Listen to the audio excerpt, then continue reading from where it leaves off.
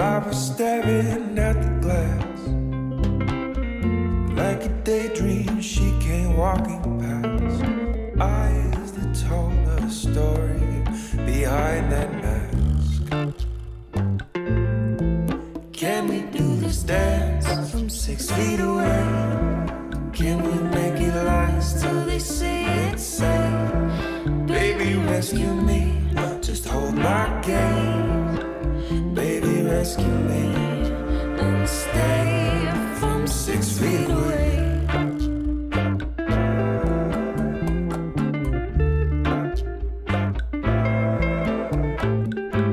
I said I'd like to get together. She told me of where I could find her. We danced along the starlit servers and screens.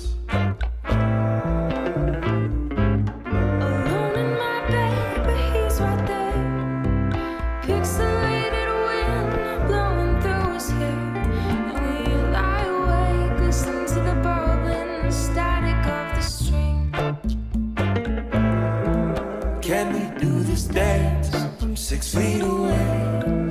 Can we make it last till they say it's safe? Baby, rescue me, just hold my gaze.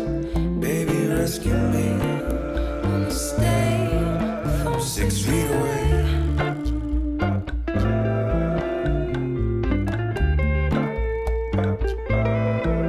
Can we do this dance from 6 feet away?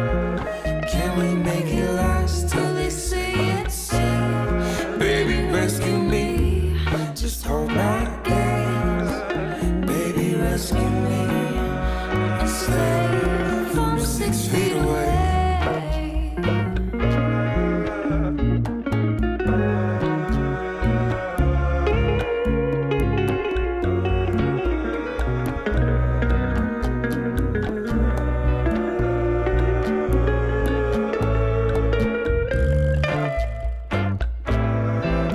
Can we do this dance from 6 feet away?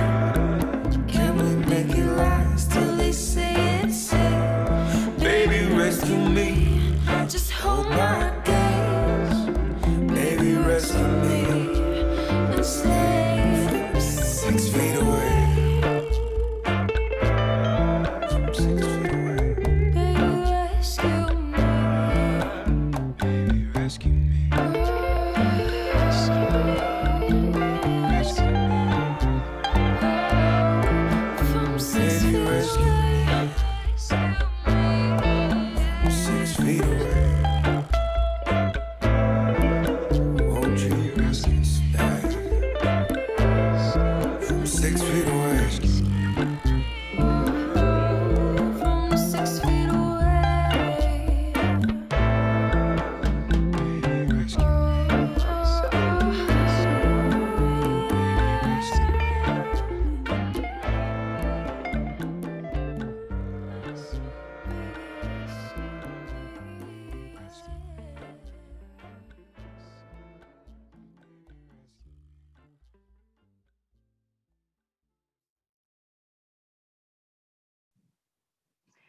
Welcome to our second Overture Forum. I'm your host, Emily Greenwald, Overture's Vice President of Development. It is wonderful to have nearly 100 of the Overture family gathered again to take a deeper look into Overture Center for the Arts. Our opening video is from our Voice Your Heart gallery and is called 6 Feet Away by Sam Ness, featuring Grace Clapham. We are nearing 8 months of living through a pandemic, which has changed our lives in a myriad of ways, including the dating scene, as we see in this video. At times, 2020 has been, well, a bit heavy. We've had, of course, the pandemic, and civil unrest throughout our nation, and we're wrapping up on a very heated election season. Many of our normal gatherings that helped to bring us together to laugh, cheer, understand each other, and just escape stress are on hold. This summer, our programming team could feel the emotional tension in the air and created the Voice Your Heart program to give our community a place to express what's in your heart as we move through all of these challenges. Throughout the night, we'll share some of the pieces from the program to lift us up and remind us that even if we're alone tonight, we are not alone in our experience. At the end of the day, bringing people together through the arts is our goal. And we have learned that we don't even need a stage or a gallery to do that, although we really cannot wait to get back to those creative spaces. Tonight's topic is Overture's vital role in the community. Overture's mission is to support and elevate the community's creative culture, economy, and quality of life through the arts. Today, we'll explore the last piece of that, quality of life through the arts.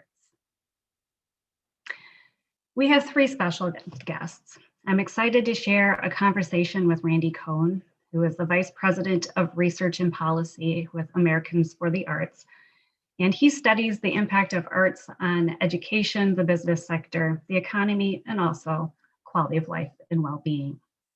Then we'll talk with Alana Medeiros, Overture's Director of Education and Community Engagement, about how Overture has innovated to continue to bring people together through the arts.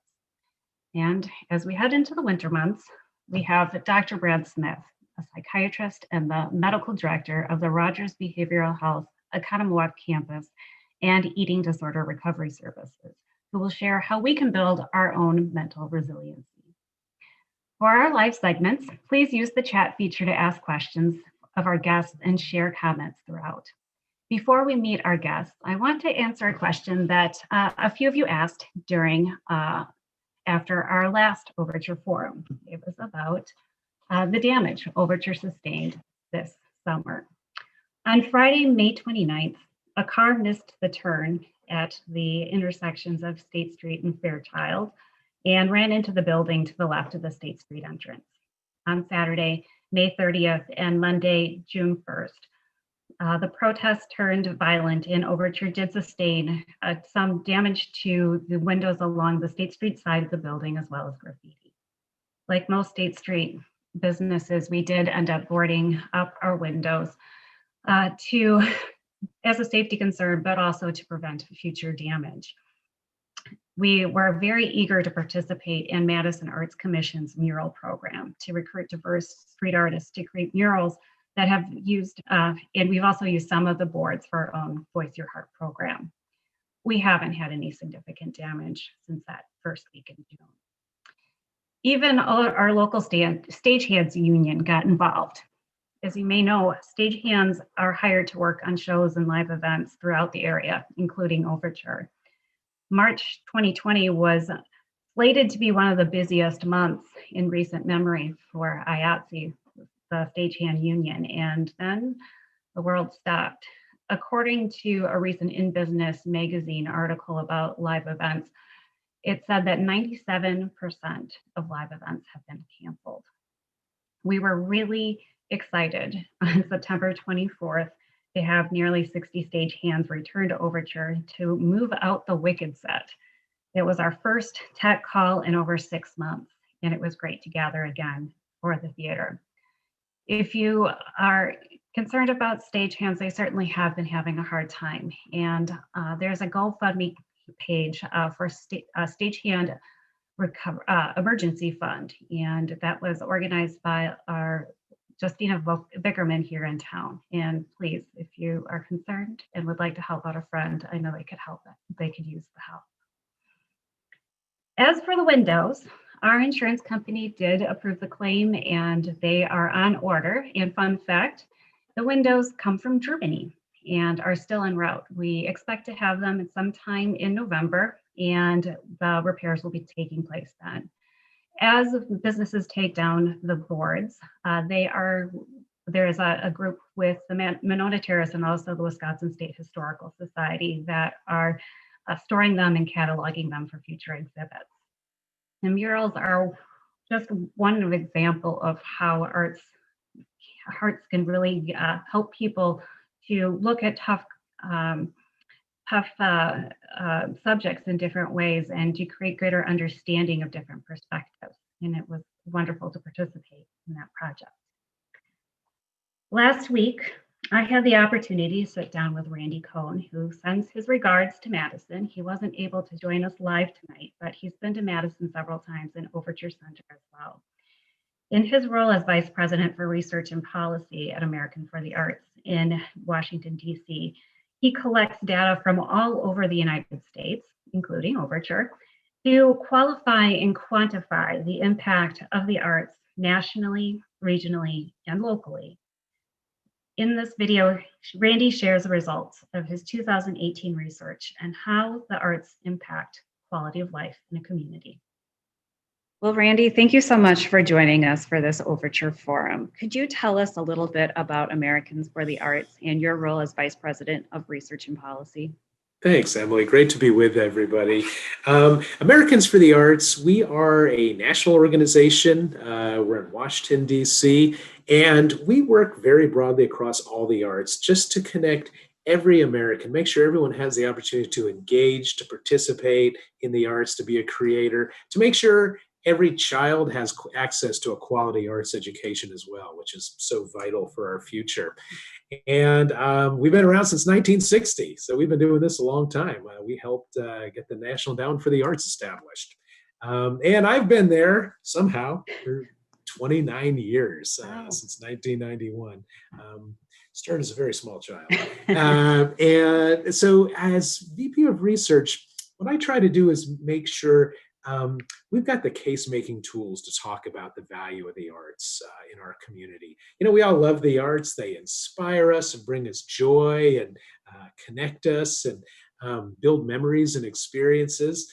But beyond that, we also know arts are good for the economy. They help they help students perform better in education academically. They help us heal faster in our healthcare settings.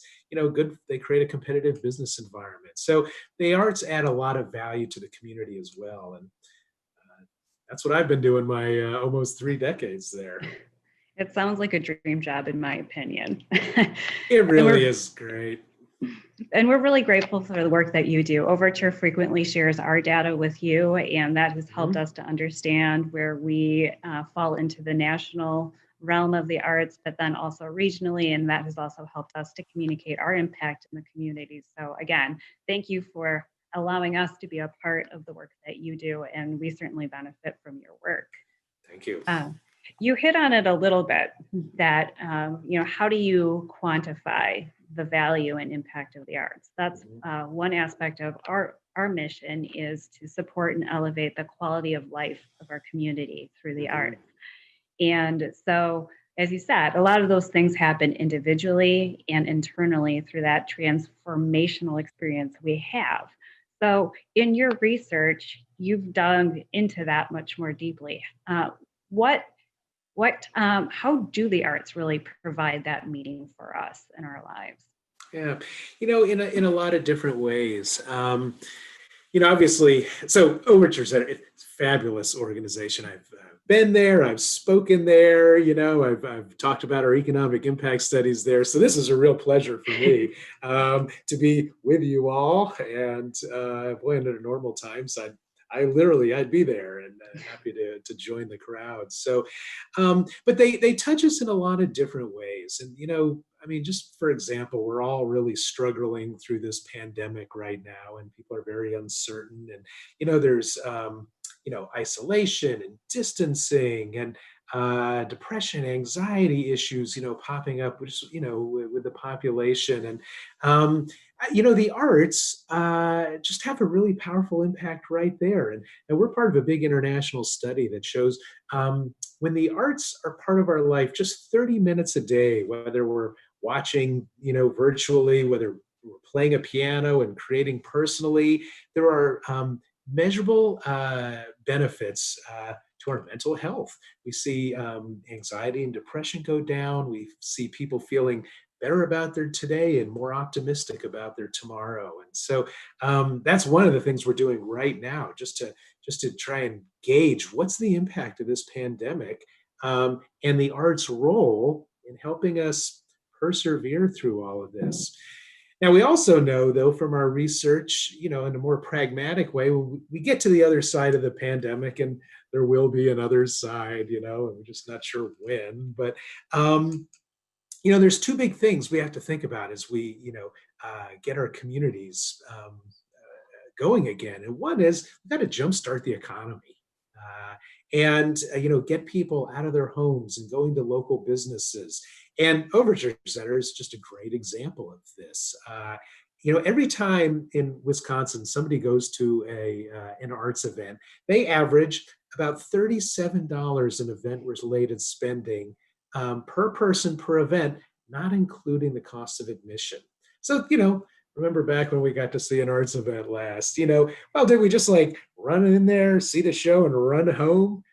Probably not. We paid for parking and had dinner and maybe went out for dessert after the show. And, all got little ones. You double the cost of the evening on babysitting when you get home. So lots of economic activity related to that arts event. And another thing we know is that 1 out of 3 arts attendees comes from outside the county in which the arts event took place. And they spend, about more than 50% more than their local counterparts. So lots of spending related to that. It brings people to the community, and that's putting vital revenue and income in the pockets of our local merchants, our local businesses. And so that's going to be an important thing that the arts will bring to our communities. Mm-hmm. And then there's going to be another one, right? I mean, how do we connect our communities? What's the flip side of that? Randy, you're talking about the economy in this terrible time. Hey, it's a real issue and we know it, right? But, we're separated, we're alone, we're isolated, we're distancing. The arts are a positive for that as well. We know from our national studies, biggest national public opinion surveys the arts ever conducted, 72% of the population says the arts unify our communities, regardless of age, race, or ethnicity. 73%, the arts help me understand other cultures in my community. Arts gets us out of our homes, and they provide a shared experience in a public space. And when we go to see a show there at the center, nobody cares who you voted for or where you practice your faith. We're all here, to see Hamilton again or something like that, and have that shared joy, that shared sense of community. And that could be the same for a community mural, that we might be involved in making with our neighbors while socially distanced. Or, we get back to festivals again and fairs, all that type of thing. So, the arts are really on the right side of what needs to be done in this country. And there's a lot of uncertainty for the arts, but when we get to the other side of this pandemic, the arts are what's going to help us rebuild. Oh, that's fantastic to hear. We certainly believe in that. And it is really hard for Overture Center to be closed, knowing that we are one of those catalysts that bring crowds downtown to eat and dine, and also to support people that live downtown and work downtown. And it's hard, because we know that we're part of that effort to have a successful recovery. One of the items that I read from your study talked about how the arts can help improve the image and identity of our communities.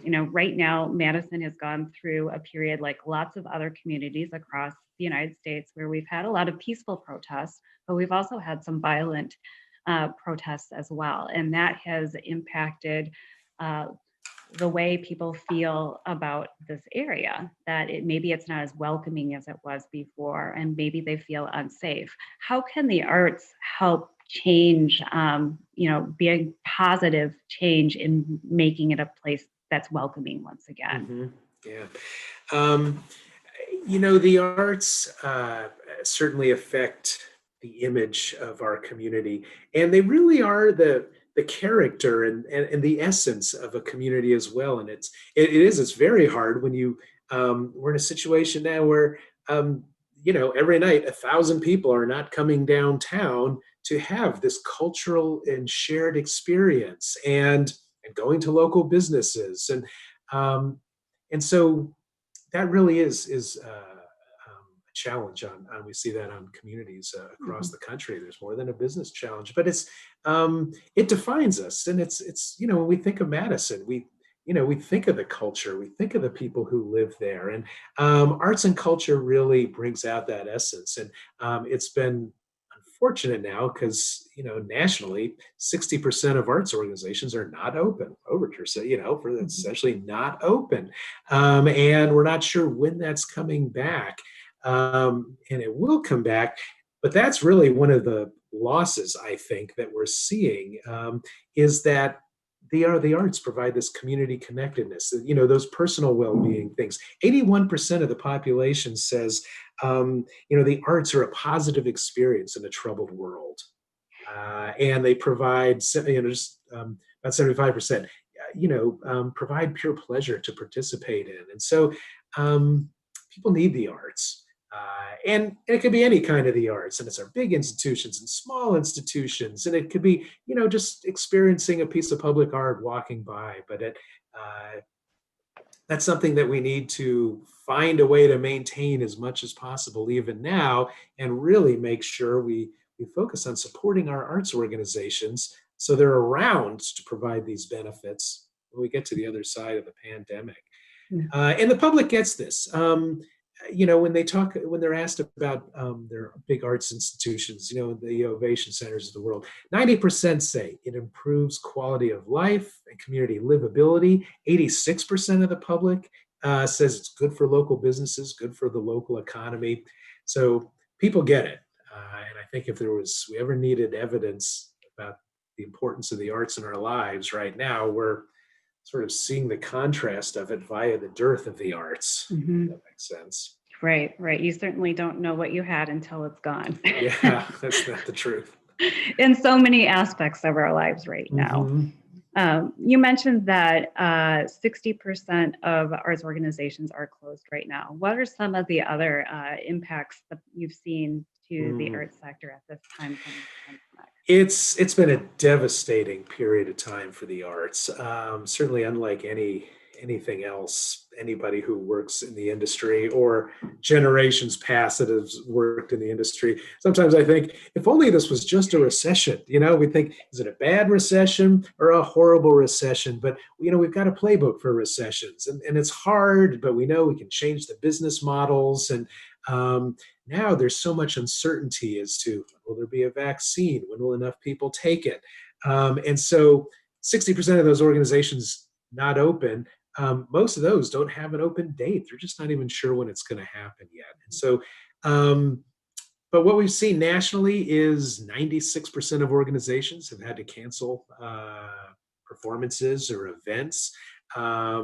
We're seeing nonprofit arts organizations have lost an estimated $14 billion so far. So it's a huge financial hit. And artists are the most severely affected segment of the nation's workforce.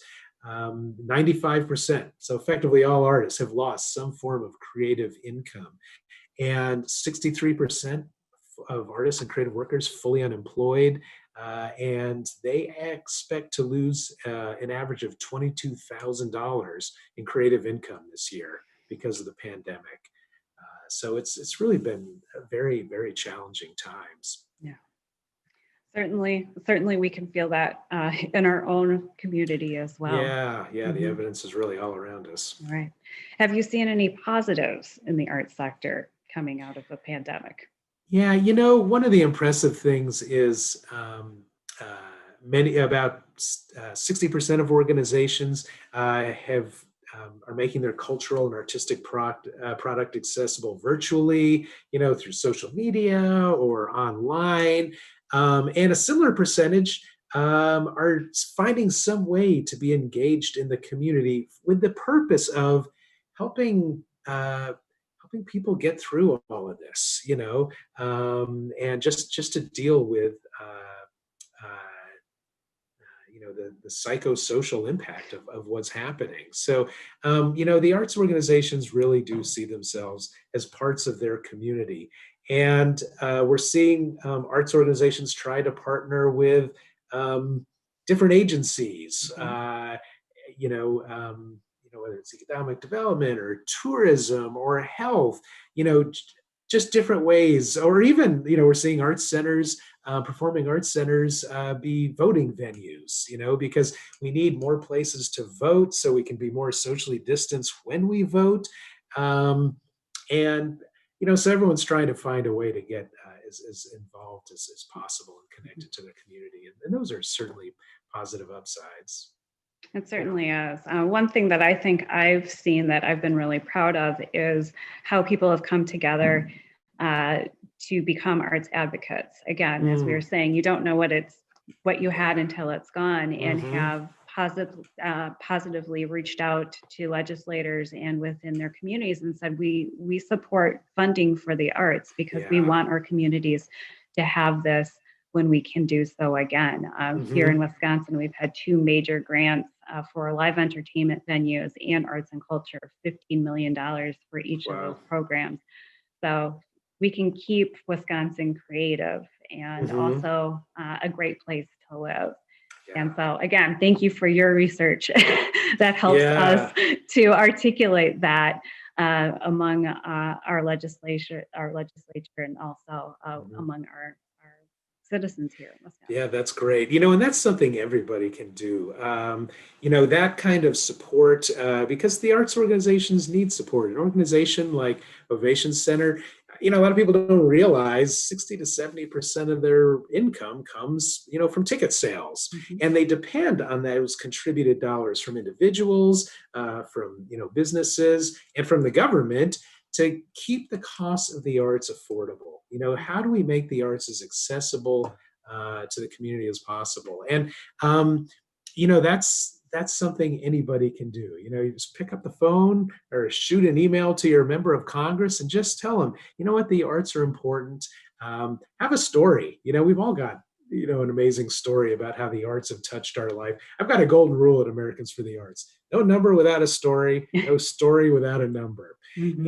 And and it could be a time that you attended the arts or had a transformational experience, or your kids, or this is just a family time.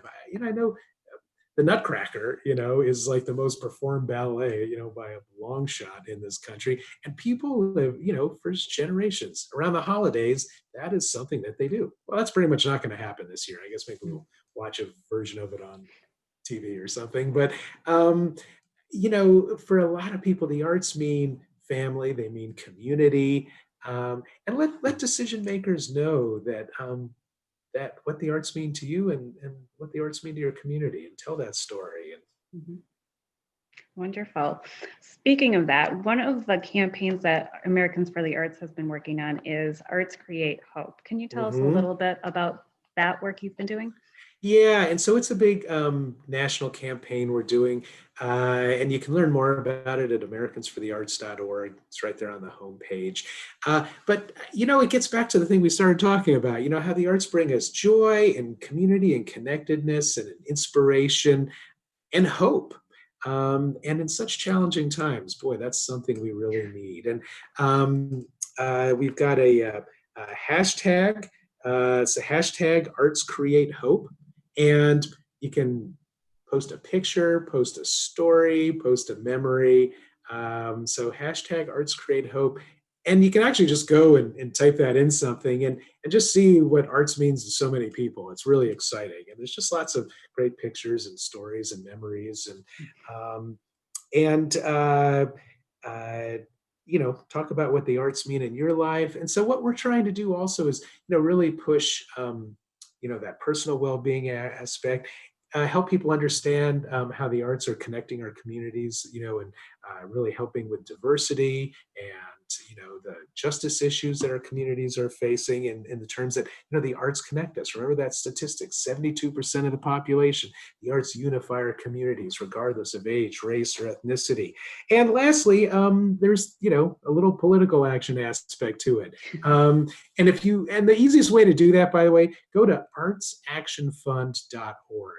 And it's the political action side of Americans for the Arts. It's free, but there's a 450,000 member army, if you will, out there advocating for the arts. It's a couple of mouse clicks, but it makes sure you're part of the chorus that says, yes, arts are important to me, they're important to Madison, they're important to Wisconsin. Wonderful. Thank you so much, Randy. So before we go, when it's safe to go back to the theaters, what's the first thing you want to do? Oh my! When such a day comes. Well, I was one of those people that got lost out. I had my ticket to Hamilton, so I don't know when that's gonna, So we'll be waiting on that. I love the theater, and I would just love to be in an audience at a comedy where everybody's laughing and there's like a great funny show, and that's the great thing about the live arts. We're just sort of connected, we're all in the same space, we're breathing the same air, and having this shared experience. And and I can tell you that's a joy for the artists, it's a joy for the audiences. So yeah, that would be something I'd like. Oh gosh, won't that feel great? I know. I can't wait. It'll happen. Well, thank you, Randy. And again, thank you for the work that you do with Americans for the Arts. And we are so blessed to have you tonight. Thanks, Emily. Thanks so much. And thanks to everybody for your support of the arts. It was fun to reconnect with Randy and also to hear how the arts support the greater economy of our community as we continue to recover and rebuild moving forward. The arts will certainly play a central role in Madison's life. One thing Randy mentioned was the goals for American for the Arts is to have every child to have an arts experience, to have that access to the arts. We all have origin stories about how we came to the arts. That's actually one of the things that I really enjoy about my work. I get to talk to you and hear about why the arts are important to you and who introduced you to the arts. Perhaps it was in a dance class, like this beautiful little girl that was participated in the COVID dance project. Or maybe there was a teacher who made learning fun, or a friend who invited you to your first concert or Broadway show. Was it love at first sight for you, or was it a slow burn? Feel free to share who that important person who introduced you to the arts in the chat. For me, it was my mom, and I come to understand that for a lot of us, it was a parent. My mom, in addition to taking care of three girls, was an artist, and she participated in local art fairs and taught classes, and also was one of the founding members of the Monroe Arts Center. Art is just a part of who she was and who she continues to be. Hi, Mom and Dad. Thank you for everything you've done for me. And it was how my mom supported the community. My mom has always believed that everyone should have art in their lives. I remember being a small child sitting in the corner of art classes at nursing homes or in corners at board meetings at the Art Center, and definitely lying in the front row of a classical music performance, complaining very loudly that the show was boring. I love classical music now. Sorry, Mom. Our home was like this Voice Your Heart photo submission by Scott Pauley. It's titled, When the Backyard Becomes a Stage. We painted, we drew, danced, made up plays, sang, mostly with little instruction and very little structure. It was just something we did. One time in middle school, I asked my mom why I couldn't have designer jeans. She said, people make a certain amount of money and choose how they are going to spend it based on what they value. In our family, we go to shows. Things are just not that important to us. At the time, I really wanted the jeans. Now, I'm really grateful that my parents made the commitment to the arts and shared it with my friends willingly. And I continue on with their legacy by taking my girls and their friends to see shows and go to museums. It's an honor to work for an organization that opens the door to the arts for so many people. And in a minute, you'll meet one of our directors who makes these programs possible. Pre-pandemic, Overture served nearly 300,000 arts experiences in our community through over 20 free and low-cost programs and partnerships. Some of these programs are legacy programs that are held over from the Madison Civic Center, like Kids in the Rotunda, on-stage student matinees, and International Festival have been serving kids and families for over 40 years, and other projects like the Lullaby Project we added last year to help address concerns in our community. Overture is probably best known for our ticketed performances. We love Broadway and Overture Presents. And these professional performances often have connections with our free and low-cost programs to educate, engage, and entertain people of all ages. Our ticketed programs support 70% of Overture's budget, including all of these community programs and the wonderful people who make them possible. And donations fill in to support them as well, to keep these programs as affordable as possible. So thank you. As a ticket buyer and a donor, you have made all of this possible for our community. Now, without substantial ticket revenues, Overture needs to be judicious about how we spend our resources and not knowing how long it will be until we can get back to business as usual. Yet we remain committed to providing doors to the arts and creating a sense of community. And it's my pleasure now to welcome Elena Medeiros, Overture's Director of Education and Community Engagement. Elena, along with Cara Beach of Cocktails with Tim and Cara Fade, are working together to keep Overture's programmatic mission alive and well. Welcome, Elena. Thanks. Elena, so I know that the arts are really important to you. Can you share with us your arts origin story and why access is so important? Absolutely. So my origin story is very similar to yours, Emily. So I think my really love for the arts and passion around creating access for everyone is tied back to my parents as well. Growing up, the arts were really always in our house and always there as a place of joy and coping and hope. My mother was a graphic artist, and we always had music and arts in our lives. And I've come to realize as an adult and as a mother myself that in many ways my mother used the arts as a coping mechanism for difficult situations, and I do the same with my girls.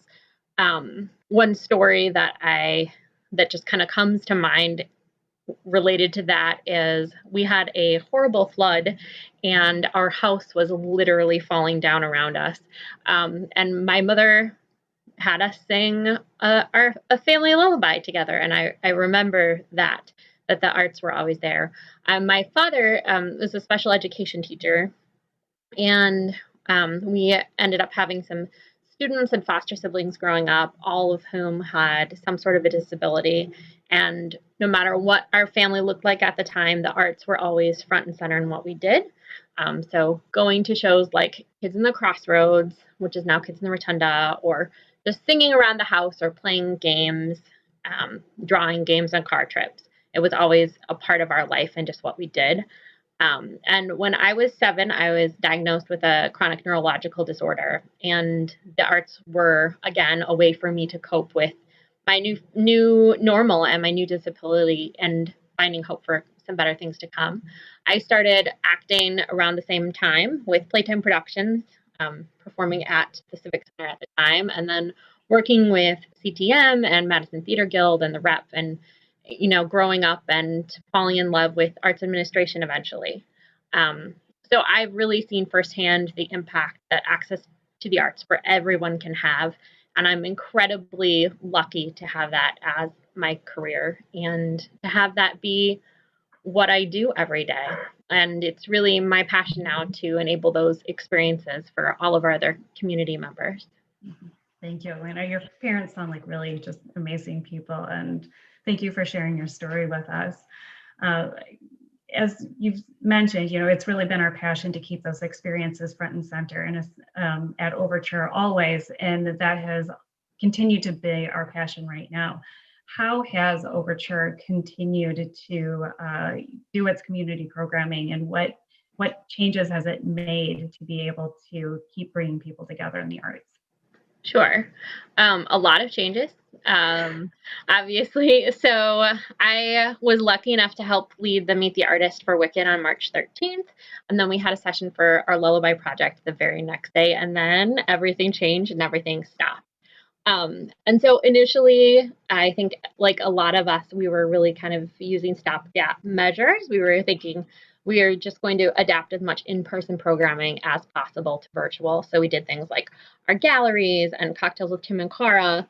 But then as things progressed and everything ramped up and we had lots of other challenges and amplified effects on our industry and really in our community, we started to shift our work to find a way to meet more of the emotional needs that people were going through right now and the huge transitions that our organization was going through and everyone in our community.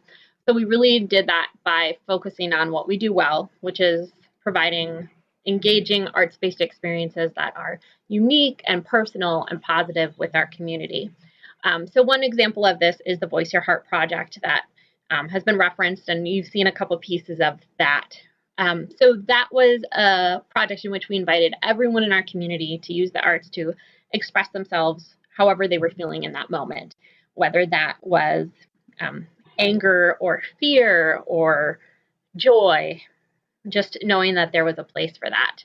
And another example is Kids in the Rotunda, which is really one of our foundational programs.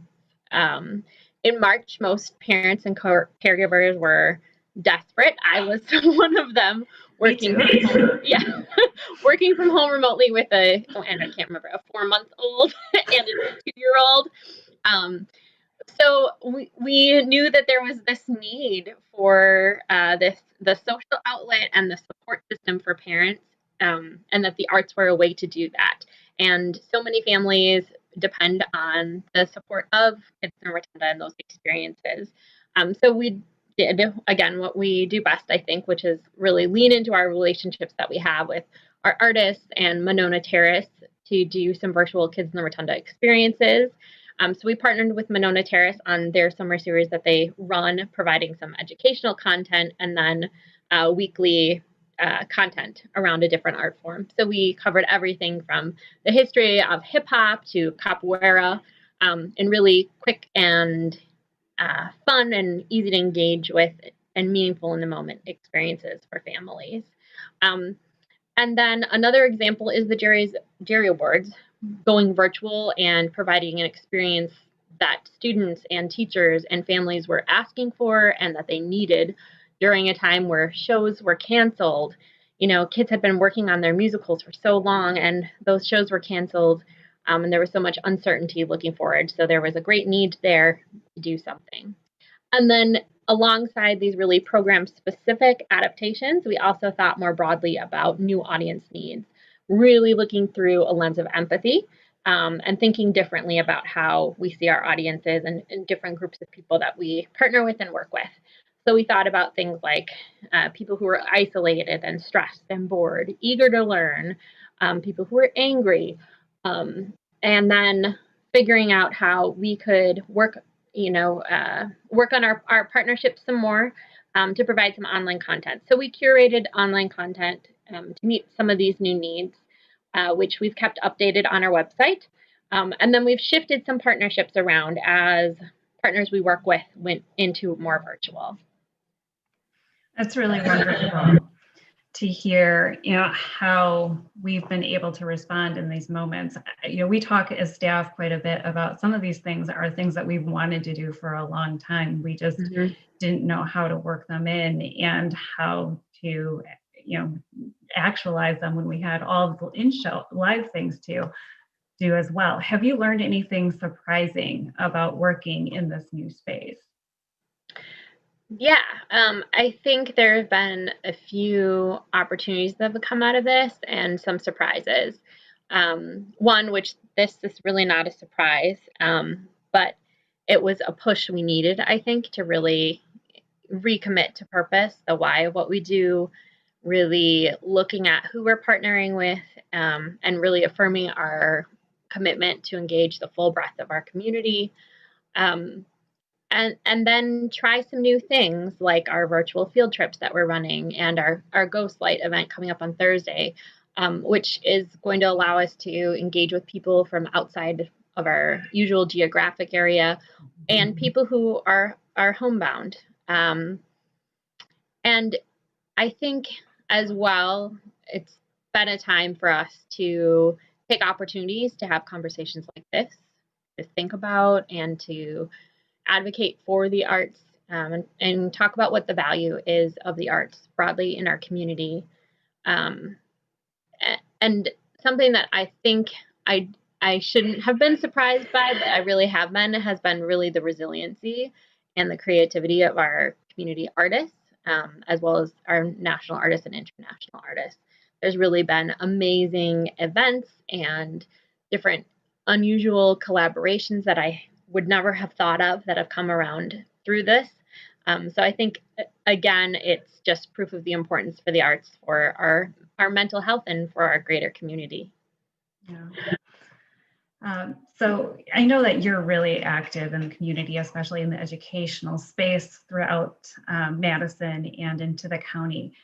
When we moved into this space, how did you determine what community needs were and then go about prioritizing work to address those needs?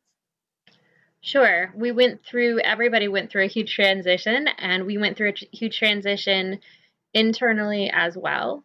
And so it's really just a continuous process of needs assessments, both formal through things like surveys, but then also just having conversations and catching up with people, and figuring out where those needs are and really where we can align to fit those. So one sort of silver lining of all of this has really been affirming the partnerships that we have with different arts organizations in town, different educators and teaching artists and youth workers. And we're all in the same place, right? We're all using the lens, within that space, we're using the lens of the arts to grapple with huge issues, the pandemic and major systemic challenges around racial equality and social justice. So we're really a part of a greater network and a community, and that is driving the work. So for example, in March, when school March or April, initially when schools were going virtual, and Madison Metropolitan School District, which we work with a lot and partner with a lot, was suddenly virtual. I was on calls with peers and public health advocating for hotspots for students and providing content for things like 2D art kits or other things that might seem out of our scope, but in the moment, it was that essential need that until students had access to their Chromebooks and had that Wi-Fi, none of the rest of the education work that we do could happen. So really the needs are driving the work, but we're really doing our best to remain rooted and focused on our mission. And of course, it all coming back to the art. And then capacity and funding are critical parts of this dance too. So. Right. I'm thankful that we have the support that we're able to prioritize in this way, but it is a challenge, and there's always a give and take. Yeah, that's really, as we talked before, resources are really tight right now, and we've been fortunate to have so many corporations and foundations, individuals, and great agencies that have allowed their support to go to different programs and in different formats, and so that we can continue to meet the needs of our mission, even though our resources are limited, and also for us to take advantage of some of these opportunities that we couldn't anticipate when we were building budgets in 2018 in preparation, or in 2019 in preparation for 2020. And we're also at Overture, moving into a strategic planning process. And I'll share with the audience, this is not your normal strategic planning process where you're like dare to dream, aim for the sky.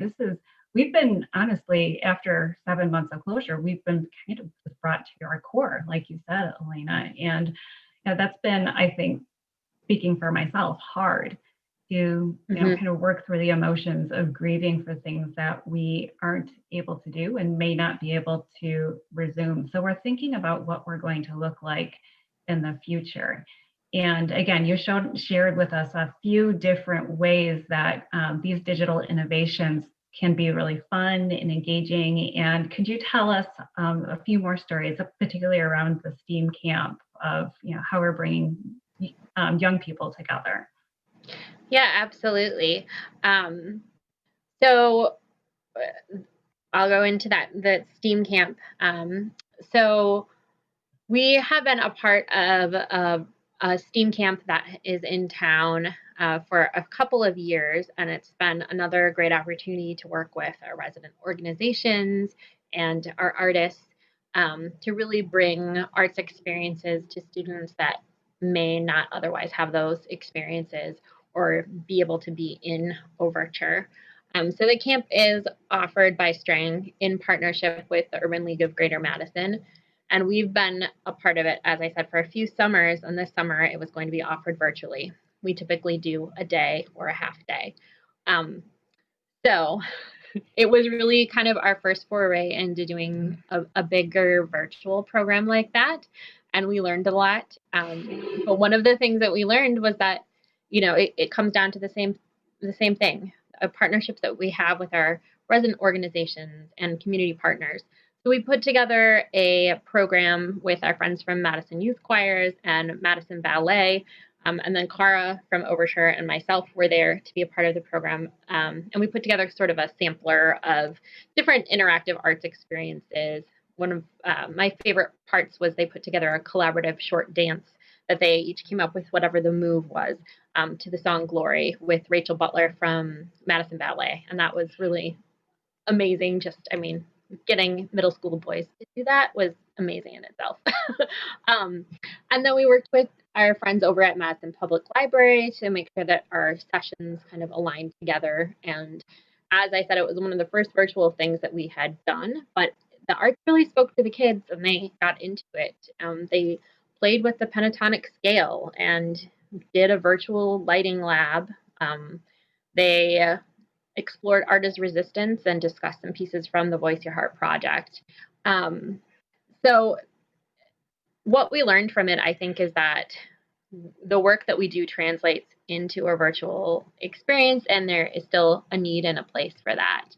So it was one short session for a small group of students, but it really launched us into thinking about, we're not able to do our onstage student performances, at least through December at this point, in the way that we typically would bring, tens of thousands of students to see these performances in person each year.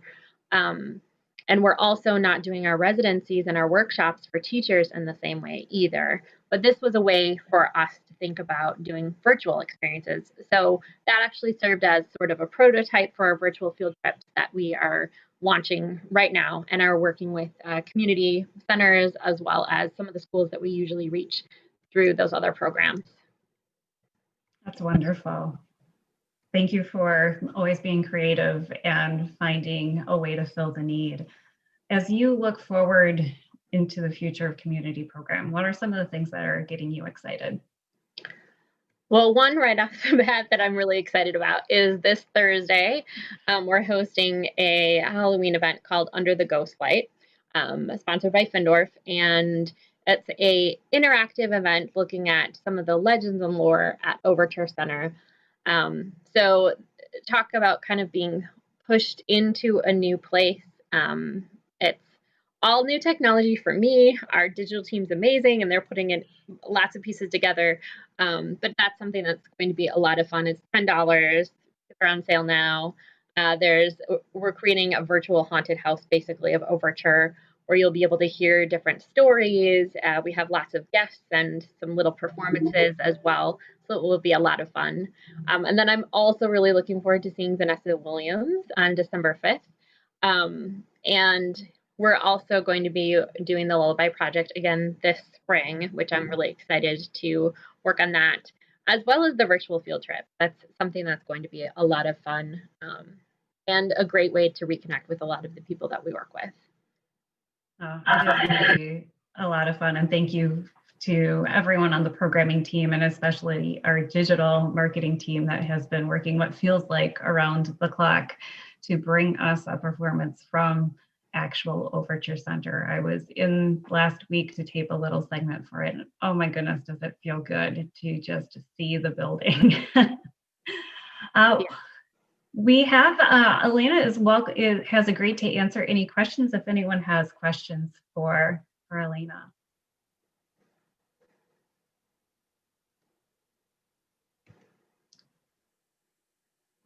Any takers? I don't see anything coming. Oh, no questions. Elena, thank you so much. Again, thank you for sharing the behind the scenes look into how Overture continues this vital mission for our community. And I'm really grateful to have you for a colleague and everyone on the programming team. You take such care and creativity in your work.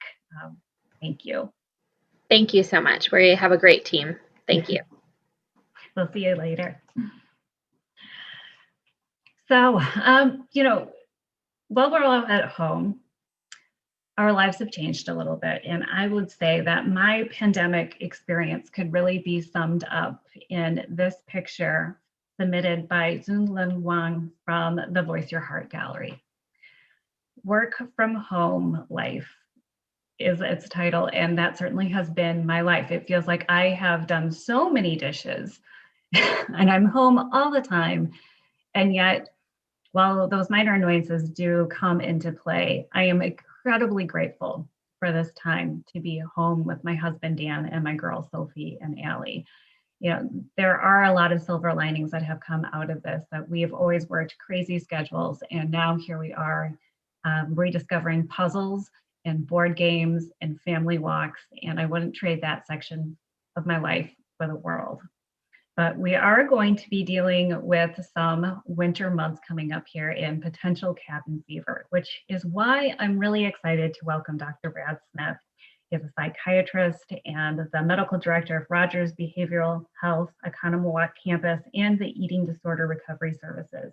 And when he's not helping people with their mental health, you can often find Dr. Smith and his family at Overture as season subscribers, regulars at Cocktails with Tim and Cara, and both of his extremely talented daughters are Jerry Ensemble alumni and winners of multiple Jerry Awards. So welcome, Dr. Smith, and thank you so much for joining us to talk about mental resiliency. So how is your family dealing without shows and all of the things that you have enjoyed over the years? Well, thanks, Emily. And yes, it's a major part of our family's life. So we're very eager to get back to it and to see theater performances in person. And so for, some of the people in my family, it's been more about missing out on some of those theater going activities. And then for a couple of our family members, it's been about a detour or obstacle in their professional pursuits. So we're all trying to deal with it in different ways. But I think that I try to keep things in perspective with starting with something that you just mentioned before, which is gratitude. And so I think in challenging times, we always do best if we start with gratitude and look at the things to be grateful for. And certainly, we've been lucky in terms of our health and having food, clothing, shelter, love of the family members. So the basics are there. And then the rest of what we're doing is a lot of what, you've mentioned throughout the course of the program tonight. It's trying to find alternatives to the live performances. And we've been very appreciative that Overture has provided some of those opportunities, and we've been trying to find, new TV shows to watch, and performance recordings. And then we've occasionally been able to get some home concerts from our daughters. So that's always our favorite type of concert. Oh, goodness. To be a fly on the wall with your daughters singing would be fantastic. It's been fun. So, from a medical standpoint, how is connecting with others important to our well-being? It's really vital. We are social beings. Even the most introverted people like myself are still social beings, and we crave that connection. And we mentioned this concept of resilience, and this is a emerging concept in the mental health field. And it's studied through a lot of different disciplines. And whether it's coming from the study of psychiatry or psychology or sociology, the concept of connection and feeling of being a part of a social community always ranks up near the top of one of the key factors for resilience and longevity. So it's extremely important for us from a medical standpoint. We're talking tonight about the mental health benefits, but there are plenty of studies also that physical health issues and medical illnesses get better faster when people have more connection and are not isolated. So we have always we've always tried to have more connection, more ways for people to have a sense of community as a part of the healing process from medical issues, including mental health issues. And it's known to be more important than we ever knew, because we had a better study about resilience and what the factors are to help people through these challenging times. It's wonderful to have, even, evenings like tonight where we're virtually together and we may not be able to see each other, but to know that there's others that are in the same room with us. I mean, I can say for myself, it's comforting. What are some ways that we can build resiliency in ourselves as we move through the winter months? Well, the concept of resilience is an emerging field of study, and there are some key factors. We mainly learn this from people who have been through really traumatic times or challenging times and who seem to have persevered that really well. And then we try to study what their characteristics, what their practices have been. And some of it we just touched on. The concept of social connection, community, that always ranks up near the top. And we can practice that. We can try to build on that even through these challenges that we have now. And with any of these factors that are known to help people be more resilient, we may not be blessed with them naturally, at least not all of them, but we can move the needle a little bit on most of them. So we mentioned the social connection. Another concept is the idea of having purpose or meaning in one's life. So it's been popping up through the evening tonight about the purpose that Overture has. And so if people are lucky enough that they have purpose and passion in their job or their career, that's an easy avenue. If you're not that lucky, it could be through your hobbies or your leisure activities like the arts. And these are things we can expand upon even during challenging times. So we look at those two. We look at concepts of optimism, ways of strengthening your own personal health through brain activities, through physical activity, things that we do to take care of ourselves will usually lead us to be able to be more resilient during challenging times. Yeah, it's wonderful to hear that, that this is something like something that we can grow through, that it's not something that we're just born with and that's what we've got, that we can continue to grow throughout our lives and stretch ourselves to discover new habits. And have you discovered any new hobbies over the last 7 months? I've been trying, some of the ways of adding more activity, because you try to take advantage of what's available now. So many more outdoor activities with more bicycling, more time outside, jogging or hiking. And then, as you mentioned before, a lot more family time for connection. That this is one of the positives of the pandemic is that, families have been brought together again and under one roof in many circumstances where they haven't been before or for a long time. And so we've had a chance to reconnect that way, and then just trying to enjoy as much time outside where things are obviously safer. Mhm. Does do activities outside or nature itself have any influence on our mental health and positive and outlook in life? Yes, absolutely. Um, there, there are a number of good studies related to how nature or horticulture, being with nature, improve mental health in terms of depression and anxiety. And it just is good common sense. People know that for the most part, when we're outside and we're enjoying nature, we usually feel better. And that's been one of the things I've noticed. I've, been a long time, avid jogger and bicyclist, and the trails have never been more full than they've been this summer. And so there are some good things in terms of people getting back outside, getting back in touch with nature, and that's one of those factors that I think will help with the resilience. And as we head into winter, it's more challenging. Even though my wife and I grew up in Wisconsin, we both really hate winter, hate the cold. And yet, one of the ways of trying to branch out a little bit is we purchased some snowshoes and some ice skates to try to find some activity to do this winter, knowing that a lot of our usual activities like going to the Overture Center or going to the Cole Center are not likely to be available. Yeah, I completely sympathize with you. I'm an avid runner as well, and I spend most of my time in a corner in the basement. And so I've found that if I don't get outside for that run, it really has an impact on my ability to focus and, to be able to feel, that sense of gratitude and to keep thinking about the future in a positive manner. I mean, obviously, our industry is going through a tough time. So, if I can't keep that kind of positive mental attitude, I think about my ability to solve problems is negatively impacted too. And I am also going to try to buy snowshoes and cross country skis, even though I have not done that for a long time. I hope, when we come out through all of this, it's been wonderful to see so many people out on the lakes and on the trails, and that we're sitting around campfires with multiple generations. And I do hope that we keep that a part of our practice, even when our lives can go back to normal.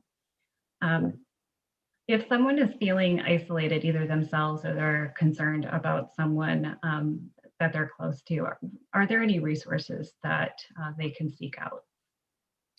Sure. I mean, one of the things, first of all, is trying to reach out to friends, family, normal, natural areas of support to try to take advantage of the things we can do. I mean, we have a number of things that we can't do right now with large public gatherings and some of the types of activities or supports we might normally have, but to try to look at alternative ways of enjoying the things we might have always done for enjoyment. And then if things really are seeming to get more profound, that it's important to seek out professional help. And that can be through a number of different resources. You can call your local hospital. Most of the hospital systems in the Madison area and the Milwaukee area have resources for mental health departments and behavioral health departments. We certainly have that available at Rogers Behavioral Health. And then, community supports through county mental health centers also would be available. This has been an alarming time from a mental health standpoint. There's the pandemic going on with the virus. There's also a mental health crisis occurring where the suicide rates have been doubling over the last 7 months, and overdoses have been about the same pace. So people are clearly feeling the effects of these changes and these challenges. So it's very important, if things are reaching a level where kind of the normal routines of trying to get to a better point of how you're feeling are not working, or certainly if there are any major symptoms of depression or anxiety leading to suicide thoughts or self-injury thoughts, those would be reasons to seek help professionally. Thank you for sharing that. We talked a lot tonight about how technology has influenced the arts. How is technology being used in mental health services? Well, you know how the rest of the world had to go virtual pretty much overnight. that's what happened in the mental health world.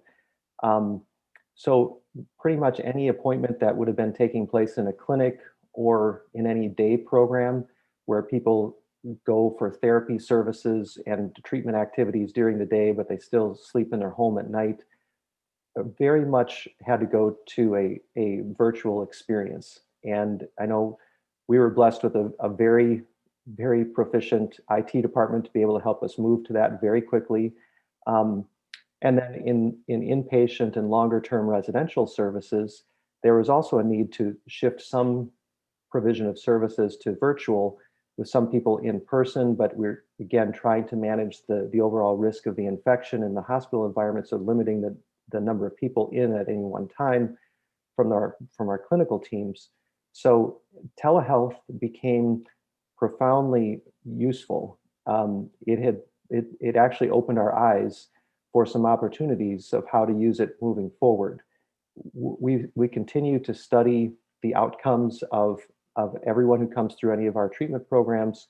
So we do that on a regular basis. So during the pandemic, we were able to then look at how did people do when they were getting more of their treatment through these virtual means versus in person.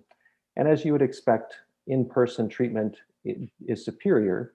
But what we were very, very pleasantly surprised at was that the virtual treatment ended up being very close to the in-person treatment. So it let us know that even for the future, when the pandemic is long gone, that we will have ways of trying to reach people in parts of the state or parts of the country where they are not within driving distance of a mental health clinic or a hospital system that could provide specialized services, that we can reach others through this type of activity.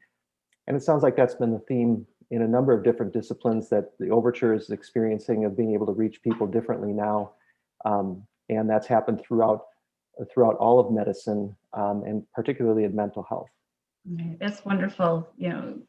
We always say that technology is good when it works, and when it does, and it does allow us to connect with each other, and to bring down those barriers around geography, and it also reduces, in some cases, financial, economic barriers to both treatment and access to the arts. It seems as though this pandemic has forced us to embrace these things that we probably wouldn't have had the incentive to do before. And I'm sure that we all will be incorporating these in our plans moving forward and expand the impact of the work that we do. It's great to hear all of your stories here, Brad, about how you've been able to do that. Do we have any questions from the audience for Dr. Smith?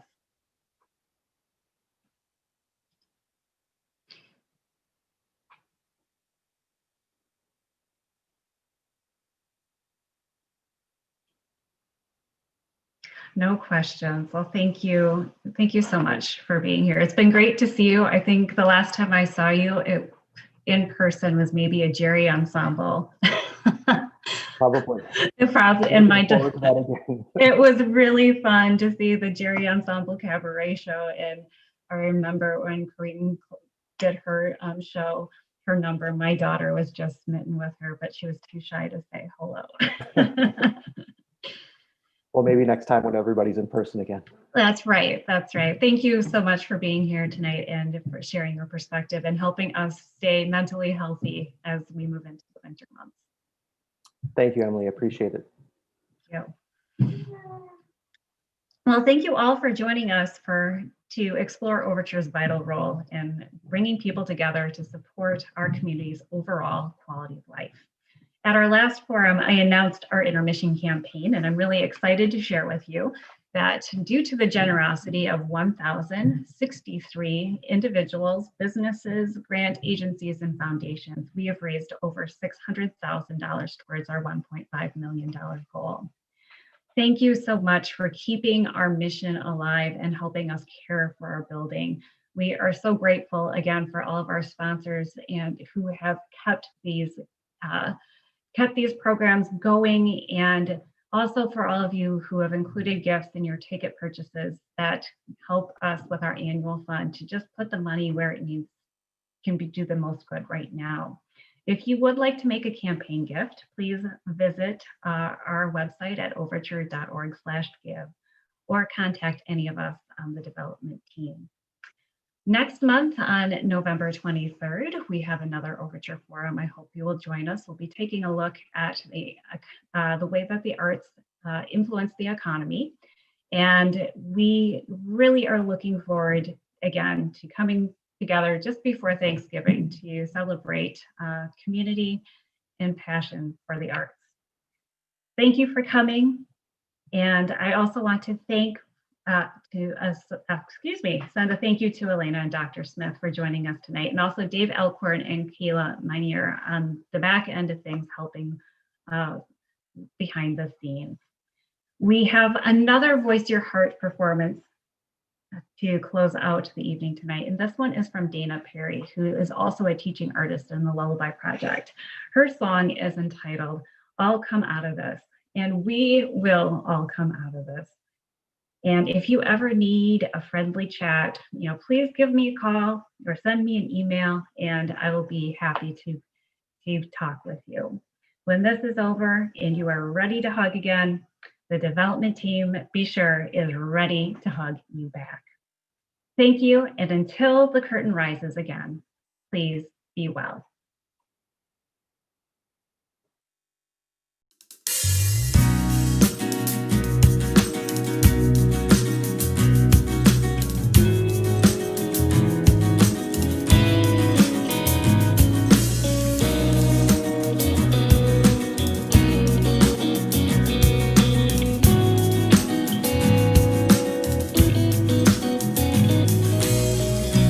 Something about this closed off home. Friends only visit now on the phone. I walk outside and give a wide berth to everyone, but I thought I'd feel more alone.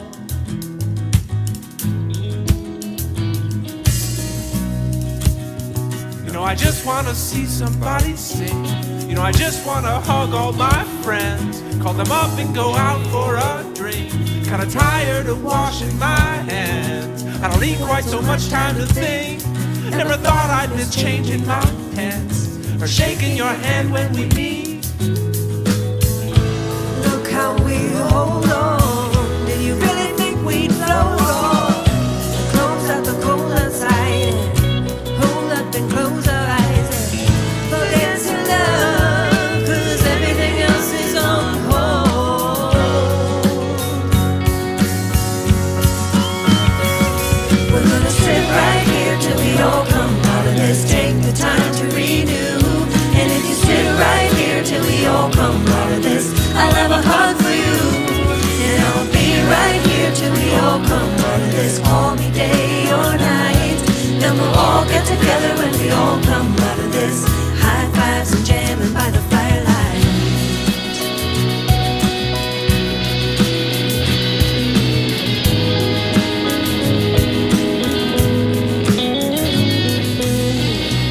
I can't lie, I kinda miss the sound